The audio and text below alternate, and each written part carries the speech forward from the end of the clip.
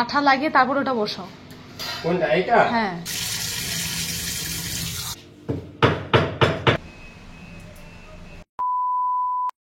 নমস্কার সবাইকে, ওয়ান্ডার মহুয়ার নতুন একটি ভিডিওতে সকলকে স্বাগত।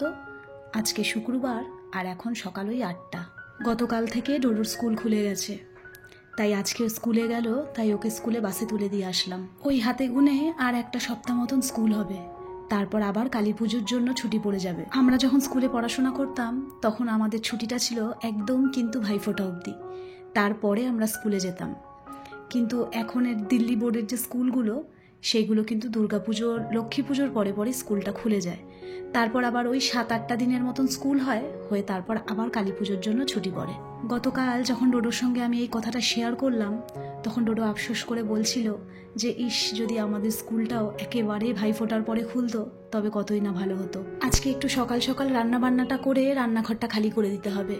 এর আগের ভিডিওতে আপনাদেরকে আমি বলেছিলাম যে আমার রান্নাঘরের যে স্ল্যাবটা বসানোর কাজটা আছে ওইটা হবে, কিন্তু দুঃখের বিষয় সেই দিন কাজটা করতে পারিনি, কারণ আমাদের এখানে সেই দিন সকাল 11টা থেকে 4টে অবধি বিকেল লোডশেডিং ছিল।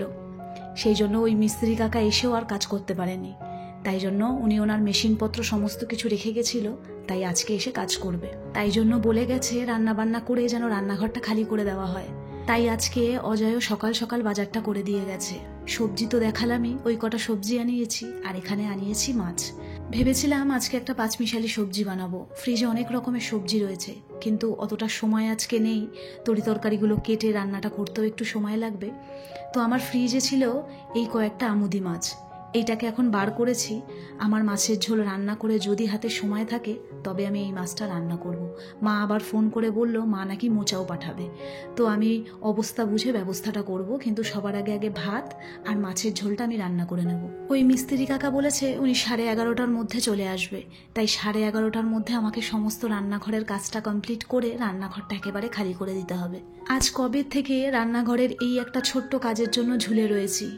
আপনারা তো সকলেই জানেন আমি সব কিছুই আপনাদের সঙ্গে ভিডিওতে শেয়ার করি, কিছু না কিছু একটা বাধা চলেই আসছে, কিন্তু কিছুতেই আমি এই কাজটা কমপ্লিট করতে পারছি না। আমার ফ্ল্যাটে যে দাদা ইন্টেরিয়ারের কাজ করেছিল, সে এসে কবেই তো আপনারা দেখেছেন আমার রান্নাঘরের এই কাজটা করে দিয়ে গেছিল, আর স্ল্যাবটাও সেই দিনকেই অজয় এনেছিল। কিন্তু সেই দিন মিস্ত্রি আর আসেনি, আর তারপর থেকে এখনো অবধি ওই স্ল্যাবটা আমার নিচের গোডাউনে পড়ে আছে। আসলে যেই মিস্ত্রি কাকা এই কাজটা করবে, উনি আমাদের এই গোটা ফ্ল্যাটে সমস্ত স্ল্যাব পাথরের কাজকর্মগুলো করেছেন, তাই ওনাকেই বলা হয়েছে এই কাজটা করে দেওয়ার জন্য। তাই জন্য উনি একটা ছোট্ট কাজ করার জন্য ঠিক সেরকম সময় বার করতে পারছেন না, তাই ওনাকে বারবার করে পুজো কেটে যাওয়ার পর অনেকবার ফোন করাতে উনি রাজি হয়েছেন। কিন্তু ওই যে উনি যেই দিন এলেন কাজটা করবেন বলে, সেই দিন আবার আমাদের এখানে লোডশেডিং হয়ে গেল, তাই আমি ওনাকে অনেক রিকোয়েস্ট করাতে উনি ওনার মেশিনপত্রগুলো এখানে রেখে গিয়েছিলেন, তাই আজকে উনি আসছেন এই কাজটা করে দেওয়ার জন্য। আর কথা বলতে বলতে দেখুন উনি চলেও এসেছে। আর আজকেও জানেন কাজটা হতো না, ওনার এই যে মেশিনটা ওটা কিছুতেই চলছিল না, ওনার তারে কিছু একটা সমস্যা হয়েছিল। আমি তো ভাবলাম কাজটা মনে হয় আজকেও হবে না, কিন্তু ওনার কাছে এই মেশিন আর একটা ছিল যেইটা দিয়ে উনি এই কাজটা শুরু করলেন। তো আমার এই আলু পেঁয়াজ রাখার জায়গাটা, এটাকে আমি একটু আগে সরিয়ে দিচ্ছি, কারণ যখন টাইলসগুলো কাটবে তখন তো প্রচুর পরিমাণে ধুলো উঠবে, সেজন্য কয়েকটা জিনিস সরিয়ে দিলাম। আসলে কি জানেন তো, কোনো একটা জিনিস প্রথম থেকে একেবারে প্ল্যানিং করে কাজ করা আর তারপর আবার খাপছাড়া একটা একটা করে কাজ করার মধ্যে কিন্তু অনেকটা পার্থক্য থাকে। আসলে কিচেনটা যখন তৈরি করা হচ্ছিল তখন তো আমাদের মাথায় এইরকম কোনো প্ল্যানিং ছিল না, আমরা যেই রকমটা বলেছি সেইভাবেই কিচেনটা ডিজাইন করা হয়েছিল। কিন্তু এই ফ্ল্যাটে আমার শিফট হওয়ার পরে, এই রান্নাঘরে কাজকর্ম করার পরে আমার মনে হলো যে এখানে অনেকটা জায়গা বেশি আছে, তাই এখানে একটা স্ল্যাব বসালে দেখতে কিন্তু মন্দ হবে না। আসলে রান্নাবান্না করার পর রান্না করা খাবারটা রাখা নিয়েও আমার একটু সমস্যা হচ্ছিল। আসলে ডাইনিং টেবিলের ওপরে এক গাদা জিনিস বা রান্না করা খাবার রাখাটা আমার ঠিক ভালো লাগে না, আর সেই কথাটা চিন্তা করেই এখানে আমার এই স্ল্যাবটা বসানো। প্রায় 2 মাস বা তার বেশি হবে আমি এখানে এই প্লাইয়ের কাজটা করিয়েছিলাম, আর আজকে এতদিন পরে গিয়ে আমার রান্নাঘরের এই কাজটা কমপ্লিট হচ্ছে। বিশ্বাস করুন বেশ ভালো লাগছে। এতদিন ধরে একটা খাপছাড়া কেমনই যেন দেখতে লাগছিল কিচেনটা, তবে আজকে আমি খুব খুশি যে আমার এতদিনের একটা ইচ্ছে বা আমি যেরকম ভেবেছিলাম সেই কাজটা আমার কমপ্লিট হলো। তবে অজয় আজকে বাড়িতে নেই, তাই আমাকেই সমস্ত কিছুটা দাঁড়িয়ে থেকে দেখে নিতে হচ্ছে।